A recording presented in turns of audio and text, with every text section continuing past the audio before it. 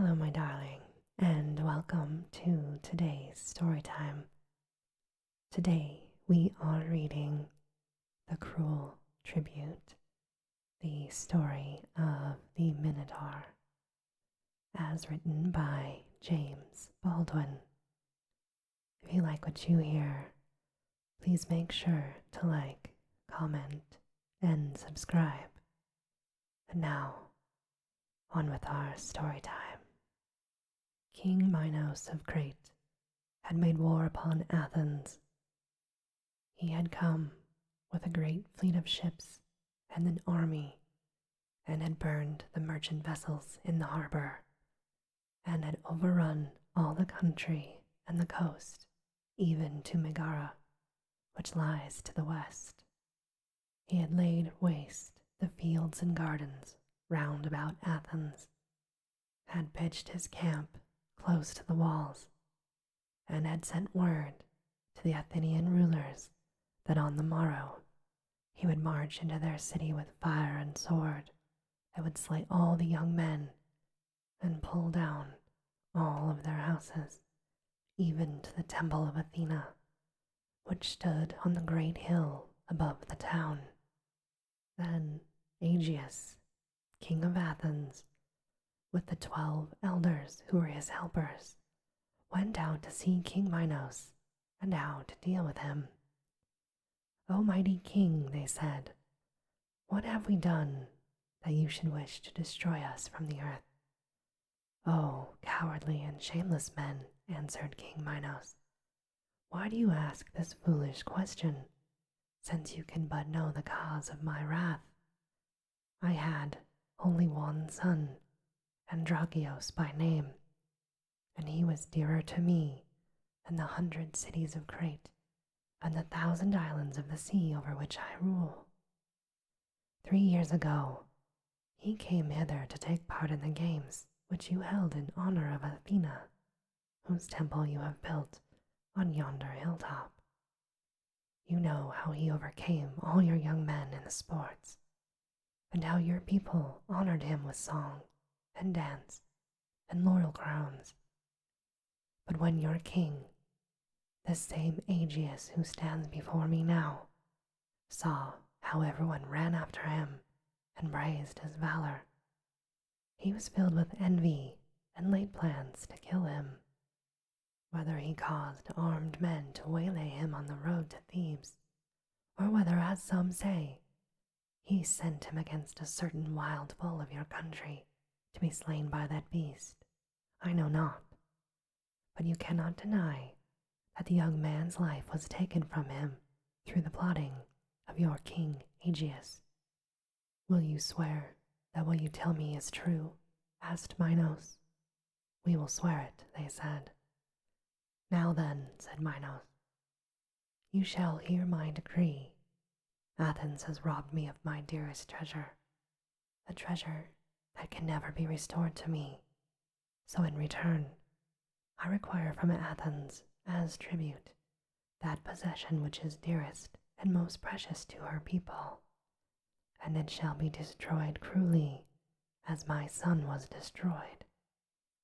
"That condition is hard," said the elders, "but it is just. What is the tribute which you require?" "Has the king a son?" asked Minos. The face of King Aegeus lost all of its color, and he trembled as he thought of a little child, then with its mother at Troezen, on the other side of the Saronic Sea. But the elders knew nothing about this child, and they answered, "Alas, no, he has no son, but he has 50 nephews who are eating up his substance, and lounging for the time to come when one of them shall be king, and as we have said, it was they who slew the young prince, Aegeus." "I have not to do with those fellows," said Minos. "You may deal with them as you like. But you ask, what is the tribute that I require, and I will tell you. Every year, when the springtime comes and the roses begin to bloom, you shall choose 7 of your noblest youths and 7 of your fairest maidens, and you will send them to me in a ship which your king will provide. This is the tribute which you shall pay to me, Minos, king of Crete. And if you fail for a single time, or delay even one day, my soldiers will tear down your walls and burn your city, and put your men to the sword, and sell your wives and children as slaves. We agree to this, O king, said the elders, for it is the least of 2 evils. But tell us now, what shall be the fate of the 7 youths and 7 maidens? In Crete, answered Minos, there is a house called the Labyrinth, the like of which you have never seen.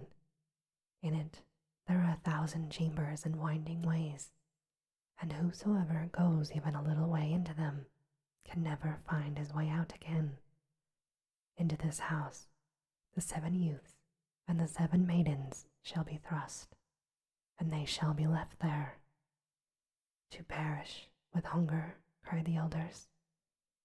To be devoured by a monster whom men call the Minotaur, said Minos. Then King Aegeus and the elders covered their faces and wept, and then they went slowly back to the city to tell their people of the sad and terrible conditions which Athens could alone be saved.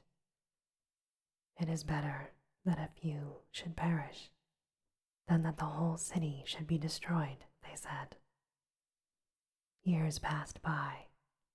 Every spring, when the roses began to bloom, 7 youths and 7 maidens were put on board of a black-sailed ship and sent to Crete to pay the tribute which King Minos required.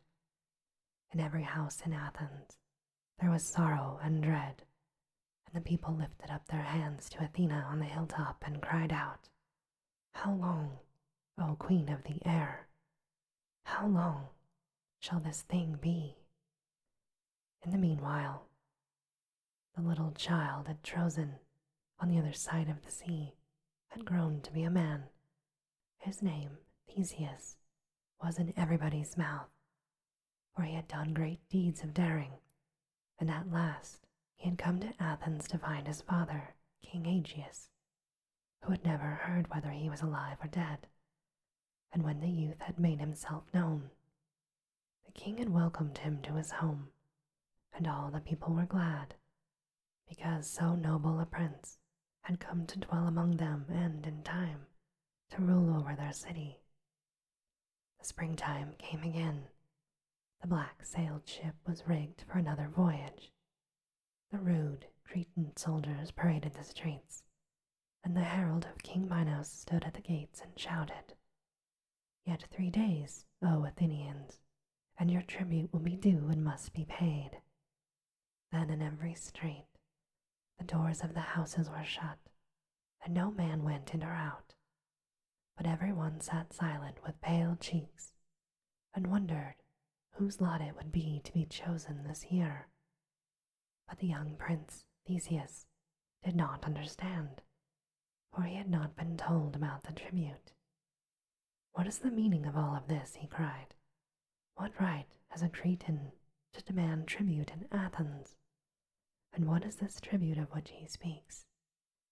Then Aegeus led him aside, and with tears told him of the sad war with King Minos, and the dreadful terms of their peace.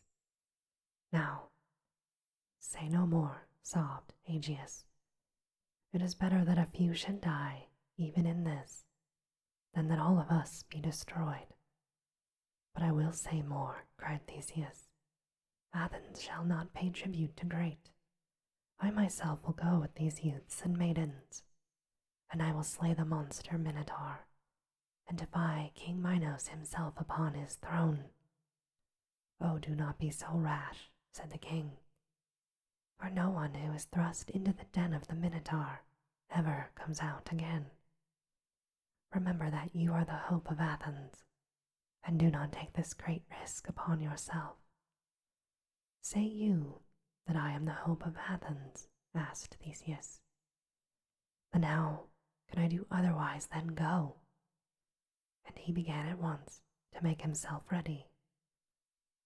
On the third day, all of the youths and maidens of the city were brought together in the marketplace, so that lots might be cast for those who would be taken. Then 2 vessels of brass were brought and set before King Aegeus and the herald who had come from Crete. Into one vessel they placed as many balls as there were noble youths in the city, and into the other as many as there were maidens. And all the balls were white, save only 7 in each vessel, and those were black as ebony. Then every maiden, without looking, reached her hand into one of the vessels and drew forth a ball. And those who took the black balls were borne away to the black ship, which lay in wait by the shore. The young men also drew lots in like manner, but when 6 black balls had been drawn, Theseus came quickly forward and said, "Hold, let no more balls be drawn. I will be the 7th youth to pay this tribute. Now let us go aboard the black ship and be off." Then the people and King Aegeus himself went down to the shore to take leave of the young men and maidens, whom they had no hope of seeing again. And all but Theseus wept and were broken-hearted. "I will come again, father," he said. "I hope that you may," said the old king. "If, when this ship returns, I see a white sail spread above the black one, then I shall know that you are alive and well. But if I only see the black one, it will tell me that you have perished." And now the vessel was loosed from its moorings. The north wind filled the sail, and the 7 youths and 7 maidens were borne away over the sea towards the dreadful death which awaited them in the far distant Crete. At last the black ship reached the end of its voyage. The young people were set ashore, and a party of soldiers led them through the streets towards the prison, where they were to stay until the morrow. They did not weep nor cry out, for they had outgrown their fears, but with paler faces and firm-set lips, they walked between the rows of Cretan houses, and looked neither to the right nor to the left. The windows and doors were full of people who were eager to see them. "What a pity that such brave young men should be food for the Minotaur," said some. "Ah, the maidens are so beautiful, and should meet a fate so sad," said others. And now they passed close by the palace gate, and in it stood King Minos himself, and his daughter Arria, the fairest of the women of Crete. "Indeed, those are noble young fellows," said the king.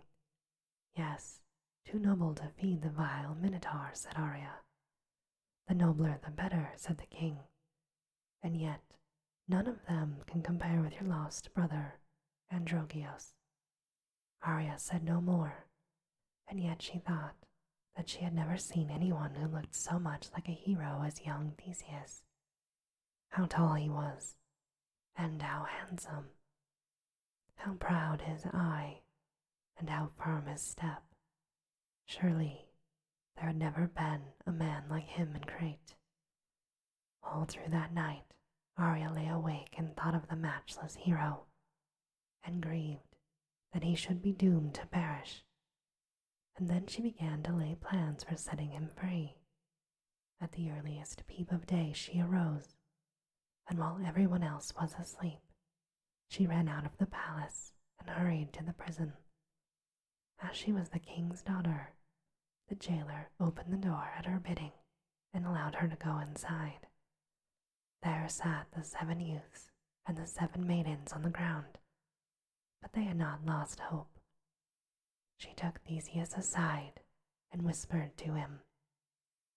She told him of a plan which she had made to save him, and Theseus promised her that, when he had slain the Minotaur, he would carry her away with him to Athens, where she should live with him always, Then she gave him a sharp sword and hid it underneath his cloak, telling him that with it alone he could hope to slay the Minotaur. And here is a ball of silken thread, she said. As soon as you go into the labyrinth where the monster is kept, fasten one end of the thread to the stone doorpost, and then unwind it as you go along. When you have slain the Minotaur, you have only to follow the thread, and it will lead you back to the door. In the meanwhile, I will see that your ship is ready to sail, and then I will wait for you at the door of the labyrinth. Theseus thanked the beautiful princess and promised her again that if he should live to go back to Athens, that she should go with him and be his wife. Then, with a prayer to Athena, Arya hastened away. As soon as the sun was up, the guards came to lead the young prisoners into the labyrinth. They did not see the sword which Theseus had under his cloak, nor the tiny ball of silk which he held in his closed hand. They led the youths and maidens a long way into the labyrinth, turning here and there, back and forth, 1,000 different times, until it seemed certain they could never find their way out again. Then the guards, by a secret passage which they alone knew, went out and left them, as they had left many others before, to wander about until they should be found by the terrible Minotaur. Stay close to me, said Theseus to his companions, and with the help of Athena, who dwells in her temple home in our own fair city, I will save you. Then he drew his sword and stood in the narrow way before them, and they all lifted up their hands and prayed to Athena. For hours they stood there, hearing no sound and seeing nothing but the smooth high walls on either side of the passage and the calm blue sky so high above them. Then the maidens sat down upon the ground and covered their faces and sobbed and said, "Oh, that he would come and put an end to our misery and our lives." At last, later in the day, they heard a bellowing, low and faint as though far away. They listened and soon heard it again, a little louder and very fierce and dreadful. "It is he! It is he!" cried Theseus. "And now for the fight." Then he shouted, so loudly that the walls of the labyrinth answered back, and the sound was carried upward to the sky and outward to the rock and cliffs of the mountains. The Minotaur heard him, and his bellowings grew louder and fiercer every moment. "He is coming," cried Theseus, and he ran forward to meet the beast. The 7 maidens shrieked, but tried to stand up bravely and face their fate, and the 6 young men stood together with firm set teeth and clenched fists, ready to fight to the last. Soon the Minotaur came into view, rushing down the passage towards Theseus and roaring most terribly.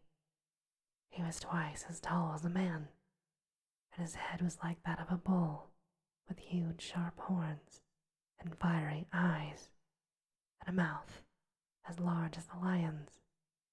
But the young men could not see the lower part of his body for the cloud of dust which he raised in running. When he saw Theseus with the sword in his hand coming to meet him, the Minotaur paused, for no one had ever faced him in that way before. Then he put his head down and rushed forward, bellowing. But Theseus leapt quickly aside and made a sharp thrust with his sword as he passed, and hewed off one of the Minotaur's legs above the knee.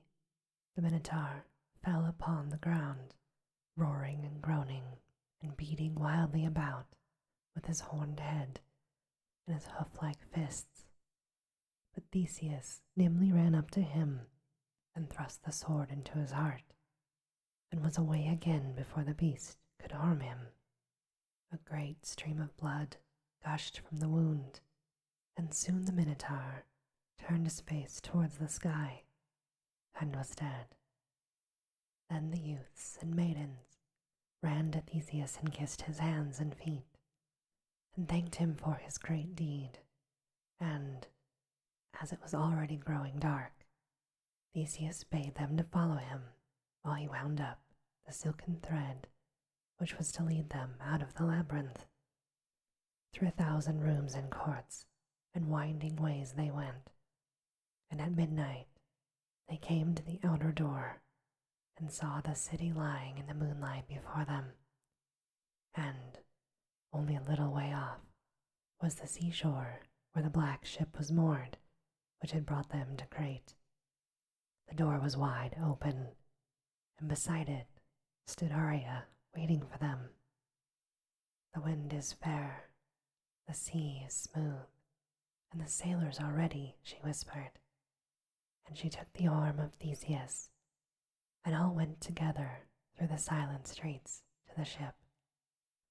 When the morning dawned, they were far out to sea, and looking back from the deck of the little vessel, only the white tops of the Cretan mountains were in sight. Minos, when he rose from sleep, did not know that the youths and maidens had gone safe out of the labyrinth. But when Aria could not be found, he thought that robbers had carried her away. He sent soldiers out to search for her among the hills and mountains, never dreaming that she was now well on her way towards distant Athens. Many days passed, and at last the searchers returned and said that the princess could nowhere be found. Then the king covered his head and wept and said, "Now indeed I am bereft of all my treasures." In the meanwhile, King Aegeus of Athens had sat day after day on a rock by the shore, looking and watching if by chance he might see a ship coming from the south.